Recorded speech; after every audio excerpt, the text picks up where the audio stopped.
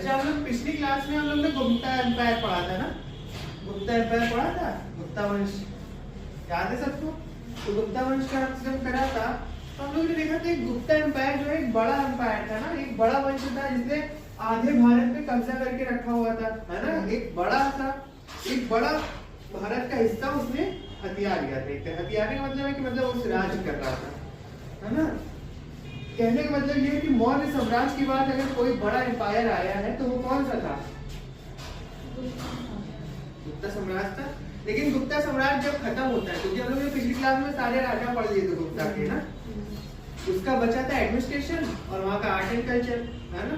तो वो अभी लिखवा देंगे सारे। लेकिन अभी क्या है, उसके बाद क्या हुआ, जब गुप्ता एम्पायर खत्म हुआ तो उसके बाद हुआ क्या कि फिर से जैसे नहीं मौर्य एम्पायर के बाद सब छोटे छोटे राजा बट गए थे, उसी तरीके गुप्ता एम्पायर के खत्म होने के बाद छोटे छोटे राजाओं में क्या हुआ, ये हिस्सा नॉर्थ वाला बट गया। ठीक है, नॉर्थ का हिस्सा जब गुप्ता एम्पायर में जब बट गया तो हुआ क्या कि उसके बाद काफी लंबे समय तक हम देखते हैं कि वो नहीं आता, कोई मतलब ऐसा राजा नहीं आता जो डोमिनेट करे चीजों को, जो एक लंबे समय मतलब नहीं जैसे हमने पूरा वंश चला के चले, जिसने भारत पे आधे भारत पे कब्जा करा हो या मतलब एक बड़े भारत के बड़े हिस्से पे कब्जा करके रखा हो, तो ऐसा कोई राजा मिलता नहीं है। तो उसके बाद फिर थोड़े दिन बाद मिलता है हमें कौन सा, हर्षवर्धन। कौन सा? हर्षवर्धन कहाँ से आते हैं? पुष्पभूति वंश से आते हैं। कौन से? पुष्पभूति वंश। ठीक है, पुष्पभूति वंश। पुष्पभूति वंश से आते हैं। इनके पिता जो थे वो थानेश्वर से राजा थे। कहाँ के? थानेश्वर। थानेश्वर कहाँ है? प्रेजेंट डे हरियाणा, मतलब हरियाणा के पास का जो एरिया है वो थानेश्वर है इस समय। तो जब हमने क्या बताया, जब गुप्ता वंश खत्म हुआ तो थाने मतलब ये छोटे छोटे हिस्सों में क्या हुआ, वंश सब बढ़ गया। याद होगा कि ये सब हिस्सा गुप्ता के अंडर आ रहा था ना, मालवा का हिस्सा, वल्लभी, ये सब गुप्ता वंश के ही अंडर था। लेकिन क्या हुआ, जब गुप्ता वंश का अंत हुआ तो ये सब छोटे छोटे हिस्सों में क्या हुआ, बढ़ गया। जब तो उसी तरीके में क्या दिखता है कि थानेश्वर में हमें पुष्पभूति दिख रहा है, जहाँ पर कौन है, हर्षवर्धन के पिताजी राज कर रहे हैं। कन्नौज में हमें ग्रहवर्मन दिख रहा है। ठीक है, कन्नौज में कौन राज कर रहा है, ग्रहवर्मन राजा है। ठीक है, इसको ये स्टोरी के लिए याद रखना अभी दिमाग में, कौन कहाँ का राजा है। ठीक है, कन्नौज में ग्रहवर्मन। ग्रहवर्मन के बाद वल्लभी में कौन दिख रहा है, कौन दिख रहा है, ध्रुवसेन द्वितीय। ठीक है, फिर मालवा के हिस्से में कौन दिख रहा है, देवगुप्ता। ठीक है, उसके बाद कामरूप में देखो कौन है, भास्कर बना। ठीक है, और उसके बाद दौंड जो इलाका है वहां पर हमें दिख रहा है शशांक। ठीक है, तो ये क्या है, आपस में इनके युद्ध होंगे इस स्टोरी में। जब हर्षवर्धन की हम जो कहानी पढ़ने जा रहे हैं, ये राज्यों का बहुत इंपॉर्टेंस इसलिए है, दिख रहा है, ये हटा देना। तो इन हिस्सों में हमें मौर्य क्या कहते हैं, हर्षवर्धन के जो राज है उसमें इन राज्यों का बहुत इंपॉर्टेंट खेल है। क्यों? क्योंकि इन्हीं राज्यों से एक बड़ा राज्य बनाता है हर्षवर्धन, इन सबको डोमिनेट करके इन सबको जीत के। और उनकी स्टोरी क्या है, तो इनके जो पिता थे प्रभास्कर वर्मन, जो इनके पिता थे तो इनकी करीब 1600 एडी के आसपास, 1600 एडी के आसपास जब जो हर्षवर्धन थे वो करीब 10 साल के थे, है ना। 10 साल के थे तो हुआ क्या कि इनके पिता की मृत्यु हो जाती है।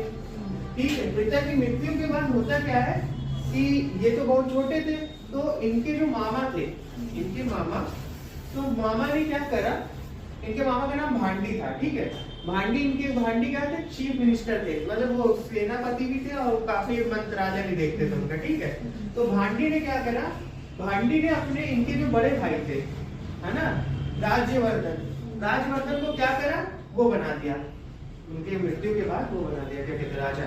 ठीक है, राजा बना दिया। लेकिन जो इनके पिता की जो मृत्यु हुई तो इनकी जो माता थी, इनकी माता थी यशोमती, इनकी माता यशोमती ने क्या कर ली, सती कर ली। तो एक तरीके राज्य पे काफी मतलब संकट आ गए थे, राजा भी खत्म हो गया है ना, रानी भी सती कर ली है। अब ये सती होने से क्या पता चल रहा है कि हर्षवर्धन के समय पे सती प्रथा काफी प्रचलित थी, है ना। ये चीज समझा करो कि अगर उस समय कोई घटना हो रही तो इससे इसका मतलब है कि हमें उस समय काल की चीजें पता चल रही कि उस समय काल में विमेन की क्या पोजीशन थी, है ना। अगर कास्ट सिस्टम दिख रहा है तो कास्ट सिस्टम किस तरीके था, अगर सोने के सिक्के चल रहे हैं तो इसका मतलब है कि राजा बड़ा मतलब उसकी इकोनॉमी बड़ा अच्छा था, ट्रेड अच्छा चल रहा था। अगर वही पीतल कॉपर के होते जा रहे, सिक्कों में गिरावट आ आ रही है, सिक्के कम बन रहे हैं, इसका मतलब इकोनॉमी खराब हो गई थी, है ना। तो इसी तरीके हम देखते हैं कि जब इनकी माता का देहांत हुआ तो इनके बड़े भाई जो थे वो राजा बन गए। तो लेकिन क्या था कि इनके जो पिता थे, इसके हर्षवर्धन के पिता की जो बहन थी, पिता की बहन की शादी पता है किससे हुई थी? ये जो हमारे कन्नौज के राजा थे ग्रहवर्मन, इनसे हुई थी। तो जब इनके पिता की मृत्यु हुई, ग्रहवर्मन से किसकी शादी हुई थी? मतलब इनकी बुआ की शादी हुई थी कुल मिला के, ठीक है। तो इनकी बुआ की जो शादी हुई थी ग्रहवर्मन से, लेकिन जब इनके पिता का देहांत हुआ और ये सब छोटे थे, हर्षवर्धन और उनके भाई, तो वो केवल उस पर कुर्सी पर उस टाइम बैठे थे।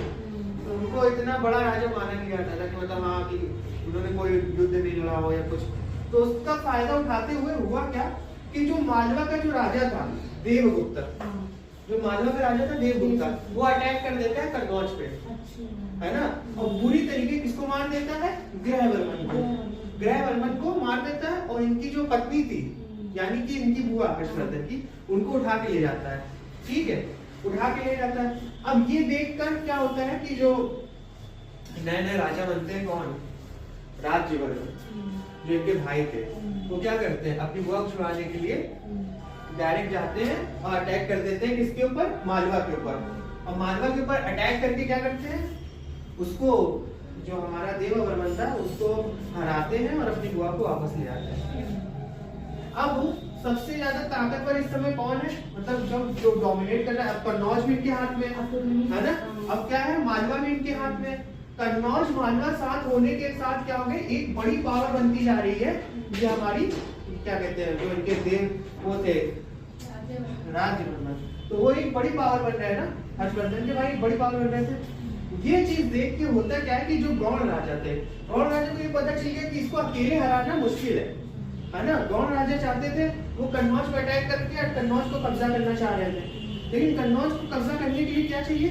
कन्नौज को कब्जा करने के लिए एक बड़ी सेना चाहिए होगी, क्योंकि राज्यवर्मन के पास एक बड़ी सेना है और उनको हराने के लिए तुम ये बात समझो कि अगर राज्यवर्मन को हराना है तो बड़ी सेना चाहिए, और इनके पास तो छोटी छोटी सेनाएं थी। तो गौड़वर्मन ने बताया क्या स्ट्रेटेजी लगाई, इसने क्या करी? ट्रिक करी। तो गौड़वर्मन ने ट्रिक लगा के इनकी हत्या करवा दी। किसकी? हर्षवर्धन के भाई की, है ना। एक कहते हैं ना, कूटनीति से, चालाकी से, ये कहीं से आ रहे होंगे तो इन्हें मरवा दिया या पॉइजन दे दिया, इस तरीके का। तो इन्हें चालाकी से क्या करा? मरवा दिया। इसको? हर्षवर्धन के भाई। अब हर्षवर्धन के भाई की मृत्यु के बाद अब कौन राजा बनेगा? हर्षवर्धन बनेंगे, क्योंकि अब तो बचा नहीं है ना। तो हर्षवर्धन बनते छोटी सी उम्र में, अभी वो ज्यादा बड़े नहीं हुए, छोटी सी उम्र में क्या तो राजा बनते हैं। जब राजा बनते हैं तो उनके जो मामा है भांडी, तो भांडी को इतना पता हो गया था कि हर्षवर्धन एक अच्छे रूलर बनेंगे, क्योंकि उनके अंदर अपने भाई से ज्यादा कैपेबिलिटी है शासन करने की। उनके अंदर एक उनको वो दिखता है, एक रूलर दिखता है, एक राजा दिखता है उनके अंदर, है ना। तो उन्होंने क्या करा? उनके खून खौलाना चालू करा उनके भाई के प्रति। मतलब उन्होंने कहा तुम्हारे भाई की हत्या करिए, तुम्हारे अंदर ये जोश हो रहा है, मतलब उनको एक तरीके मोटिवेट करना चालू करा। तो जब उन्होंने मोटिवेट करा तो इन्होंने क्या करा? किसके ऊपर अटैक करने की कोशिश करी? इन्होंने गौड़ के ऊपर अटैक करा, गौड़ राजा शशांक के ऊपर। अब शशांक के ऊपर जब अटैक करा तो शशांक कन्नौज में बैठा था इस समय पे। किसको हराया था? इनके भाई को मार दिया, मतलब मरवा के वो बैठ गया था कन्नौज में। तो कन्नौज पे इन्होंने क्या करा? अटैक करा। जब अटैक करा तो उसको खदेड़ दिया। कहाँ पर? यहाँ पर। वापस से उसको बंगाल की तरफ खदेड़ दिया, है ना।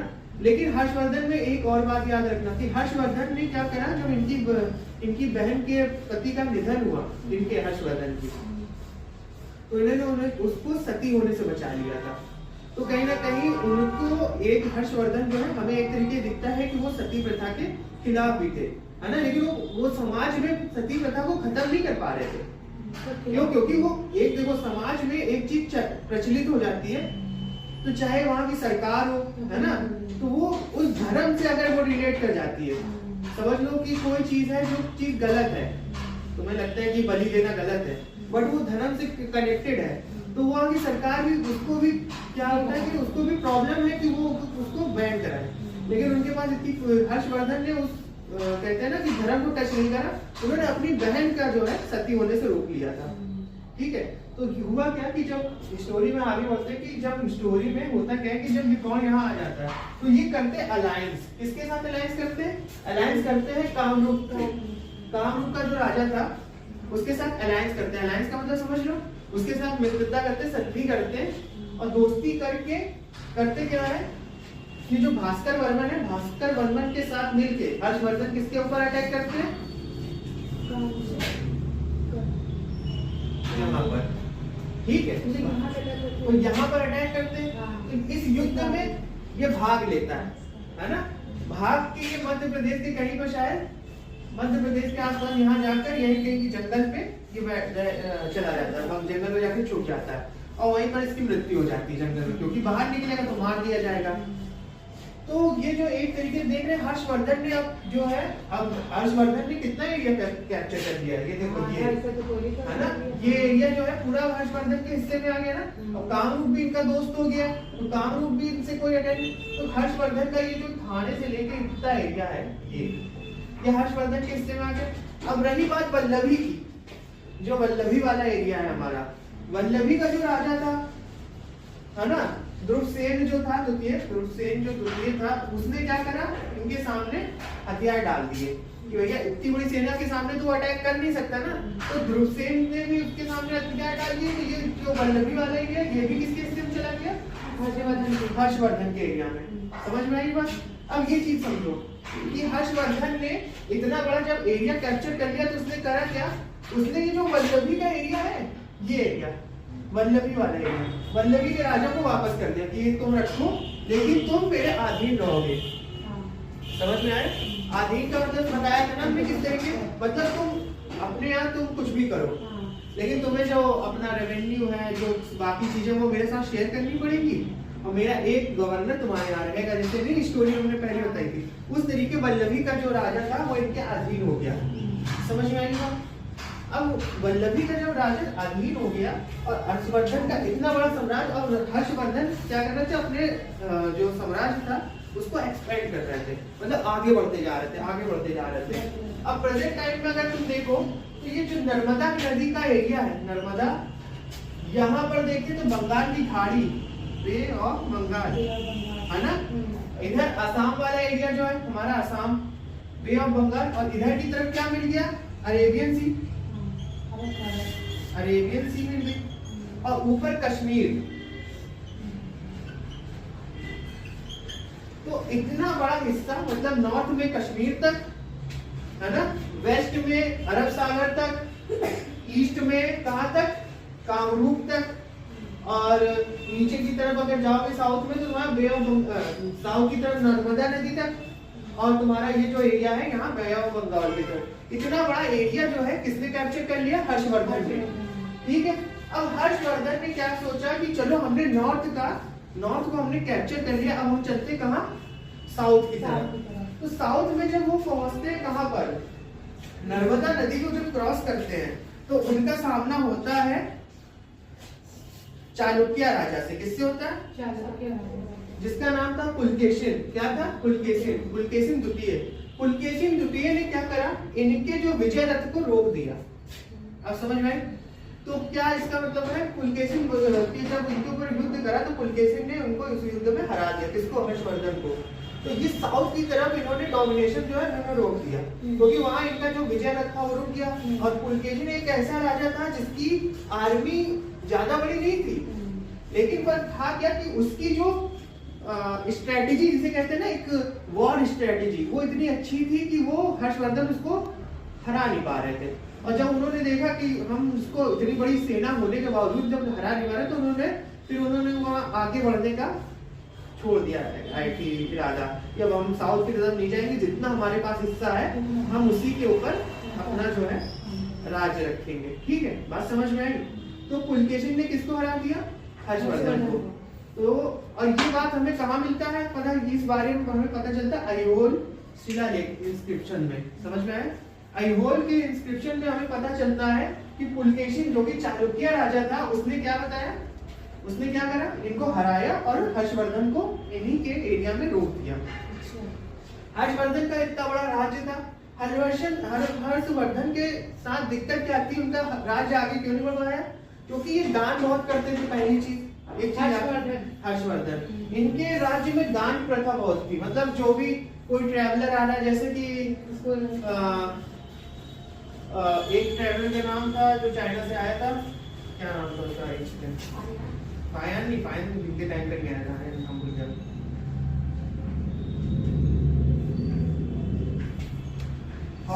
हॉयान करके कोई था नाम, पायन नहीं था, दूसरा था। तो वो राजा इनके टाइम पे जब वो चाइनीज ट्रैवलर आया है ना, तो चाइनीज ट्रैवलर ने करा क्या कि मतलब जो इनके टाइम पे आया तो उसने ये अपने बुद्धिस्ट, उस समय महायान याद है ना, महायान सेट, महायान याद है, बुद्धिज्म दो हिस्सों में बटा था, महायान और दीनयान नहीं, हाँ दो हिस्सों में बटा था। तो वो महायान को इन्होंने क्या करा, प्रमोट करा।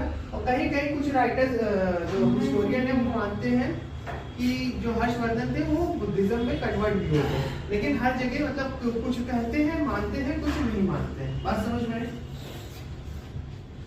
अब ये जो हमारा हर्षवर्धन वाला एरिया था, अब हर्षवर्धन जो है मतलब काफी दान करते थे, है ना, लेकिन इनके जो सक्सेसर थे, सक्सेसर मतलब समझते हो, उत्तराधिकारी, उत्तराधिकारी इनके मतलब लायक नहीं थे।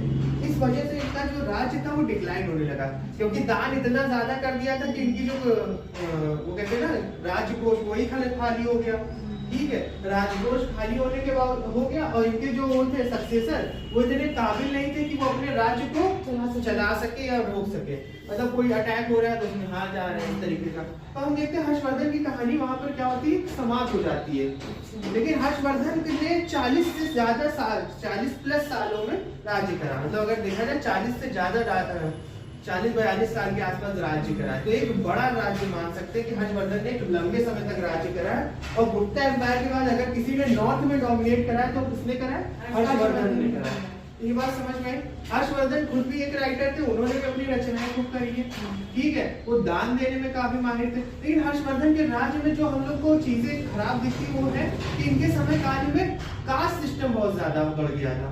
जो गुप्ता काल में चालू हुआ ना कास्ट सिस्टम, तो कास्ट सिस्टम जो था इनके में इतना पीक पे चला गया कि मतलब अनटचेबिलिटी की, अगर तुम गैर जात में शादी करते हो, मतलब नहीं गैर जात में शादी करते या गैर जात के साथ भोजन भी करोगे तो तुम्हें वो दंडनीय अपराध माना जाता था। समझ लो, तो वो दंडनीय अपराध था। दूसरी चीज, जो विमेंस की पोजीशन थी वो डिक्लाइन कर गई। मतलब वो विमेंस जो थी, मतलब औरतों की जो स्थिति थी वो और ज्यादा गिरने लगी। सती प्रथा बिल्कुल प्रचलित हो गई, सती होनी थी इनके टाइम पे। अगर पति मर गया तो सती होगी, ठीक है। और बाकी उनको पर्दा प्रथा नहीं चालू हुई थी, लेकिन पर्दा प्रथा ना चालू होने के बावजूद औरतें जो है बाहर ऐसे खुलेआम नहीं घूम सकती थी, है ना। तो पर्दा प्रथा चालू नहीं हुई, लेकिन ये हो गया है कि औरतों को अगर बाहर निकलना है तो थोड़ा रिस्ट्रिक्ट होकर निकलती थी। ठीक है, तो ये चीज समझ में आती है कि इनके काल में भले दान दिया जा रहा हो, धर्मों को टॉलरेंस हो, मतलब धर्म कोई भी अपना फॉलो कर सकता है, लेकिन अगर कास्ट सिस्टम की बात करें तो वो पीक पे आ गया था, है ना, छुआछूत बढ़ गई थी और कास्ट सिस्टम जन्म पे आधारित हो गया था। हमने याद होगा वैदिक काल में पढ़ा था कि जन्म पे आधारित कास्ट सिस्टम नहीं था वैदिक काल में ना, जो जैसा कर्म करता है, जैसा काम करता है उसकी जात वो हो जाती थी। लेकिन अब क्या है, अब अगर तुम उसमें शूद्र में पैदा होगे तो शूद्र, ब्राह्मण में पैदा होगे तो ब्राह्मण। ठीक है, इतनी बात समझ में आई। अब इसके बाद हुआ क्या कि इनकी जो इकोनॉमी थी तो वो इकोनॉमी इतनी अच्छी नहीं थी इनके समय पे। मतलब ट्रेड और कॉमर्स इनका देखा जाए तो इतना अच्छा नहीं था। इसीलिए इनके काल में हमें जो वो कहते हैं सिक्के हमें कम दिखते हैं। जैसे हम गुप्ता एम्पायर में देखा था सोने के सिक्के दिखते हैं, इनके काल में कॉपर के सिक्के दिखते हैं। इससे हमें क्या पता चलता है कि इनकी इकोनॉमी कमजोर थी। ठीक है, टैक्स सिस्टम में अगर टैक्स की बात करें तो टैक्स ही कम लगाते थे। टैक्स लगता था क्रॉप्स पे लगता था, मतलब जो फसल होती थी उस पे 1/6 हिस्सा लगता था। ठीक है, तो इस तरीके का इनका इकोनॉमी था। तो ये थी स्टोरी हमारी। इनके राज्य में एक राज्य कवि भी थे जिनका नाम है भांडभट्ट, है ना, बाणभट्ट थे इनके, बाणभट्ट ने इनकी रचनाएं करी थी। उनके बाणभट्ट का कादम्बरी नाम से इन्होंने एक किताब लिखी थी जो कि एक प्रेम कथा है। मतलब उसमें एक प्रेम के बारे में कथा है। और एक लिखी थी हर्षचरिता। हर्षचरिता क्या है? हर्षचरिता इन्हीं के बारे में लिखी हुई राइटिंग है, मतलब हर्षवर्धन के ऊपर।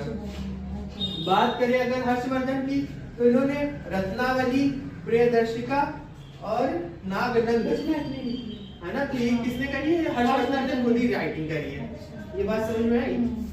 तो ये थे हमारे कौन।